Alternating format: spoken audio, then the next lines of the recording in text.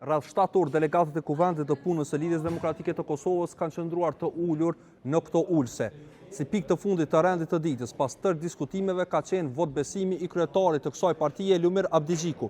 Abdigjiku i shpëtoi votbesimit dhe nuk u shkarkua nga kuvendi i kësaj partie. Me 164 vota ai qëndroi, kurse i kishte 136 vota kundër. Në përfundim të gjithë këtij procesi të kuvendit të punës, Abdigjiku dole edhe ftoi të gjithë ata anëtarë që janë larguar dhe të pakënaqësurit që t'i kthehen LDK-s dhe të punojnë për LDK-n. Të pakënaqësurit dhe ata që kërkuan dorëheqjen e Abdigjikut, siç kanë qenë ish nënkryetaria në fakt tani më e dorëhequra nga pozita nënkryetare Sykmete Bajrami dhe Abdullah Hoti, që ka qenë kryeministri i Kosovës, e para ka thënë se e respekton këtë vendim të kuvendit, kurse i dyti kur doli nga salla e kuvendit, ai nuk pranoi të komentojë. Është në diskrecion të kryetarit të LDK-s, a don votbesim apo don thjesht dorëheqje dhe pushim për një kohë të caktuar. Unë mendoj që LDK-s dhe Kosovës i duhet një LDK me një dinamik ndryshe, pak më ndryshe. Vota ime do të jetë kundër dorëheqjes së zotit Abdigjikut. Për shkak se unë besoj që partitë politike duhet me rujtë një farë stabiliteti në udhëheqje. Sipas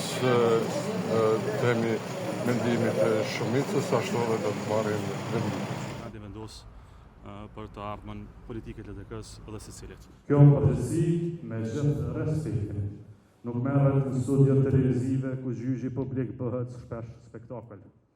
As përpara zhurmatëzhinëve të kurdisur që gjersa jargavitën mbi përrin që duan ta bojnë copë e mish, të shpallin vdekjen e një partie me 36 vjet histori.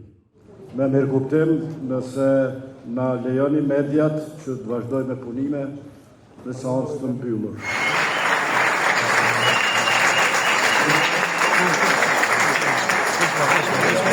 E kam thonë edhe më herët, po e përsëris prapë, LDK-ja është më e madhe se secili prej nesh respektoi vendimin e kuvendit të Lidhjes Demokratike të Kosovës. Kryetari i LDK-s, Lumir Abdigjiku, për herë të parë ka aprovuar votbesimin si rezultati të zgjedhjeve dhe me shumicë votash është konfirmuar kryetari i Lidhjes Demokratike sërish.